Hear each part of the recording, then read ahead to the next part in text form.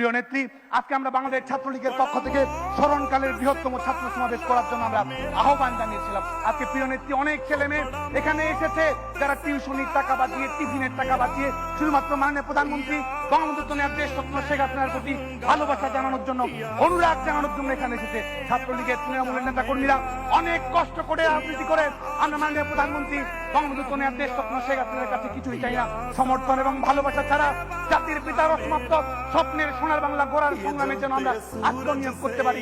কিচ্ছু চাই না আমরা, আজীবন ভালোবাসা ছাড়া মাননীয় প্রধানমন্ত্রী বঙ্গবন্ধু দেশ রত্ন শেখ হাসিনার। আমিও ছাত্রলীগের একজন কর্মী ছিলাম। ছাত্রলীগের কর্মী হিসেবেই আমার রাজনীতির হাতে পড়ি। तेरे हाथ है मैंने वो पूजा तेरी करनी है हर दिन रात है मैंने। ছাত্রলীগের আমার দূর দূরান্ত থেকে আসা কর্মী ভাই বোনেরা, আসলে ভাই বোনেরা না, বলতে হবে আমার নাতিপুতিরা। मैं जब तक जिंदा तुझे कुछ हो কারণ এখন তো আমি নানি দাদির পর্যায়ে। तेरे लिए शिकार भी बनूंगा, शिकार भी करूंगा।